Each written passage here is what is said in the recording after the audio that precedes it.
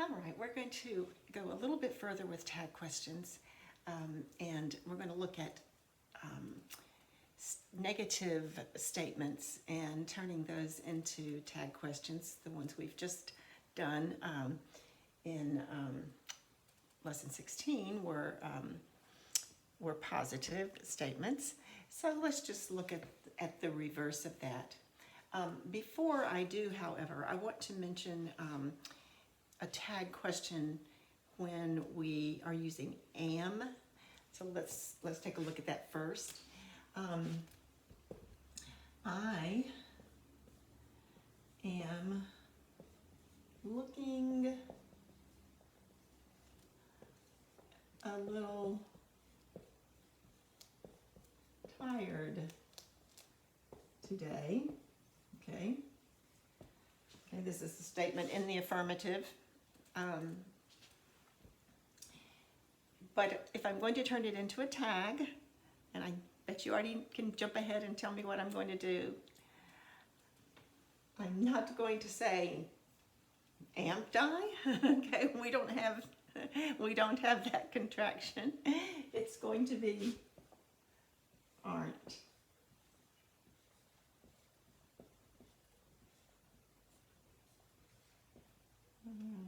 Some days I feel like I don't look so good. I look tired, and I might say to someone, I'm looking kind of tired today, aren't I? Okay? So when we have a tag question with am in the affirmative, in the positive, we're going to use aren't I? Okay? If we dissected it a little further and we wanted to say this, I am looking a little tired today, am I not?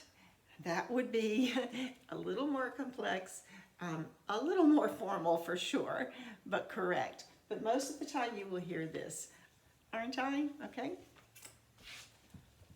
All right, now to the negative statements. So, first one. That question wasn't easy. That question wasn't easy. We're going to flip it from those affirmatives that we did. That question wasn't easy. Was it? That question wasn't easy, was it? I'm checking with you. What do you think? All right.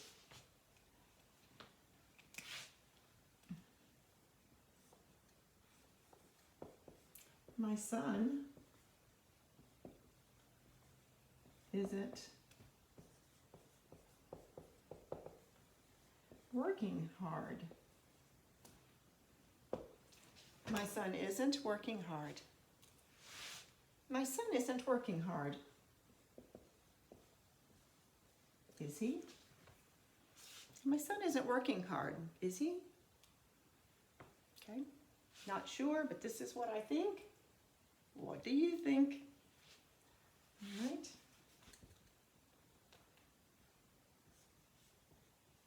Adam wasn't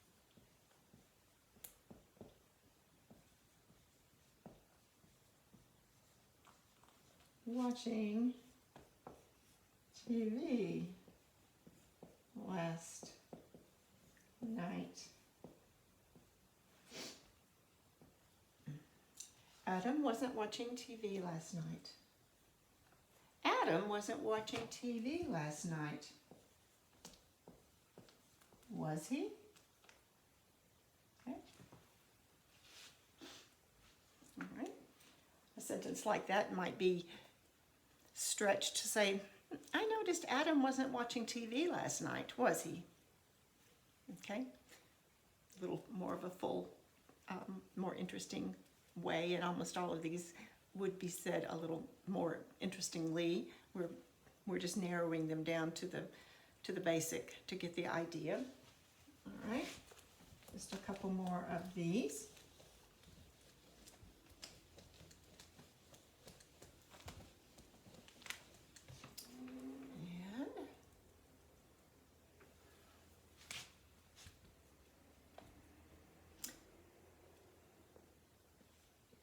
And drawing, excuse me, drawing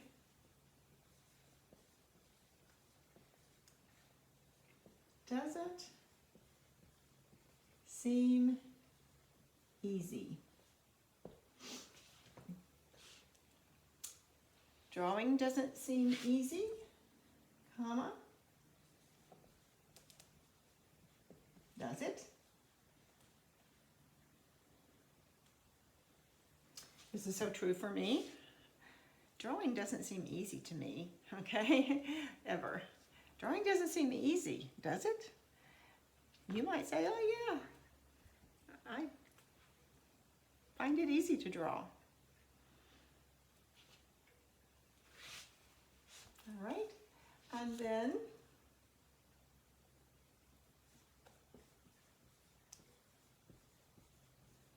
the band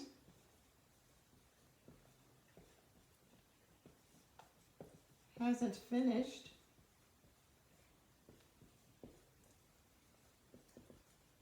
playing yet. The band hasn't finished playing yet. The band hasn't finished playing yet. Have they? Why am I using they? I know everyone has the right answer because band is representative of more than one person. So the band is referred to with the pronoun they. The band hasn't finished playing yet, have they? All right.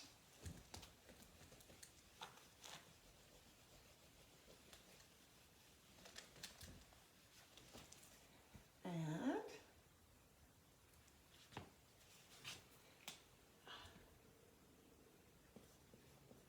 Alana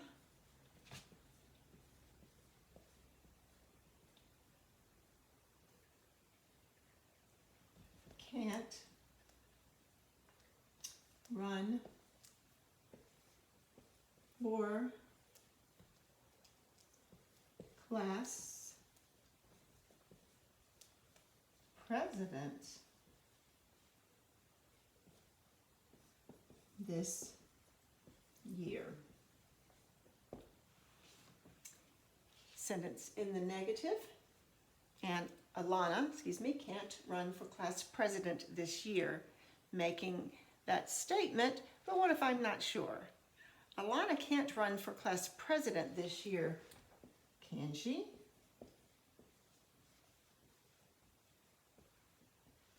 I don't know about your experience. In most of our schools, if someone has been class president one year, they can't be class president the next year. So perhaps I think Alana has already been a class president, so I'm going to phrase my sentence in that tone. Alana can't run for class president this year, can she? Can she? Is it possible? Okay. And let's do one with should. All right. Dad said we should take Grandma for a walk.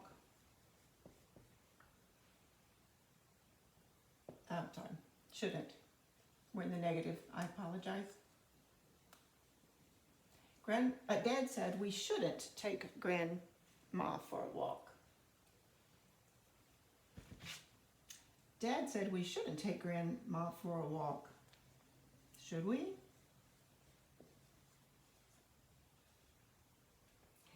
This sentence makes me think of what kids often do. They go to one parent and then to another, okay? So I can kind of see children in a household, parents, and a grandmother is there as well, visiting or living with them. And the kids want to take grandma for a walk. And they've already asked Dad, and he said, no, you shouldn't take grandma for a walk. So they go to Mom. Mom, Dad said we shouldn't take grandma for a walk. Should we? Okay, they're hoping, right, that Mom will say, yes, I think that would be a fine idea. So we call that pitting, P-I-T-T-I-N-G, pitting one parent against the other. You've done that, I'm sure, when you were a child, and now I bet your own children do that to you in your household sometimes. They get pretty good at that, I know from experience.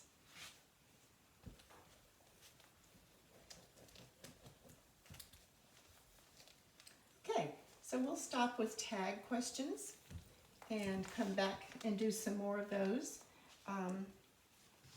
pretty soon. We're going to switch gears. I need to come up with another way to say that because I might be saying switch gears way too many times.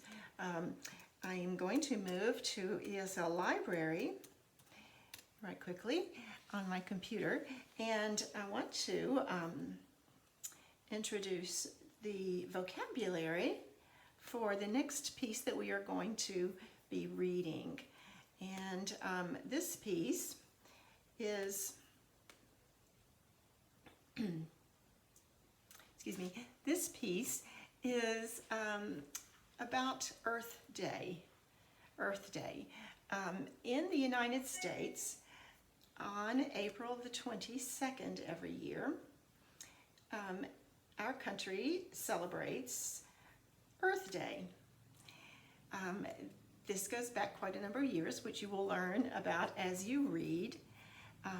And it has been a day that is set aside in general for the learning about our Earth and within, I guess I should say, learning about the Earth within the scope of environmental, not only appreciation, but protection.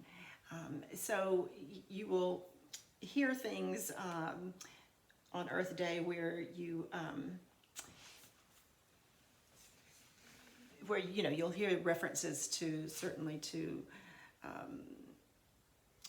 environmental issues, pollution, and environmental protection, protecting our parks, and different, just different aspects of the whole issue out there about clean environment. And you'll hear things about climate change. Not that you don't hear them all the time, because they are in the news constantly, but Earth Day, April 22nd of every year, is sort of set aside to have certain celebrations at schools, in classrooms. Your students, your children would have oftentimes activities that would be Earth Day related all through the day, that day at school. Don't know how that will look this year with digital learning, but I suppose they will still be discussing Earth Day. So it will be informational, I think, for you, and enjoyable to learn a little bit about Earth Day and the history of Earth Day, and some of the even controversies that have occurred around this particular day. I want to preview the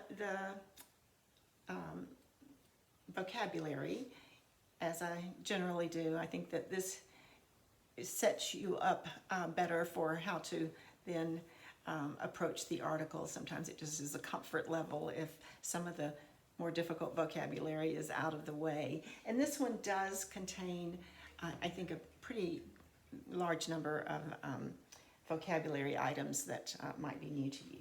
So I'm going to give a start to that. The first vocabulary word is grassroots.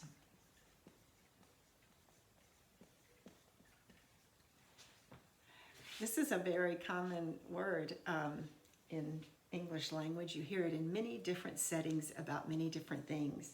Even though it has the word grass in it, it doesn't always apply to the grass on the ground in environmental ways, okay? It really doesn't apply to that at all so much, except that if we think about grass as coming up from the ground, making, roots going down, grass coming up at the ground level. Okay, grassroots means that there is a large movement of ideas and people and opinions that have started from the ground up, okay? And that means that they've started among just common folks like you and me, okay? It's not a movement that was started by the government or that was started by a particular large organization, but it was started from just everyday common folks.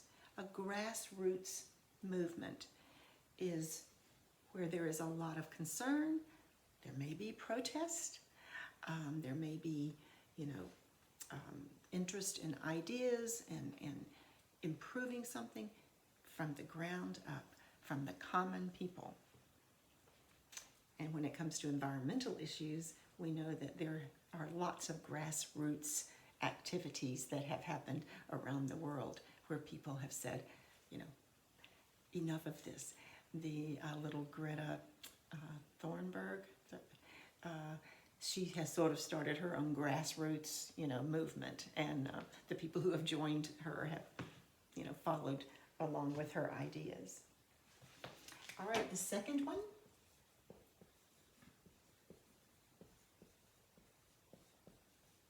Demonstration.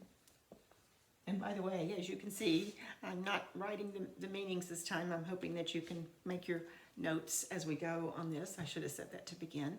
Just a couple of notes. And of course, you will see them in the article. Demonstration is to show something. Obviously, to demonstrate is to show something. And this sort of demonstration is usually, we use it when we refer to protests, okay?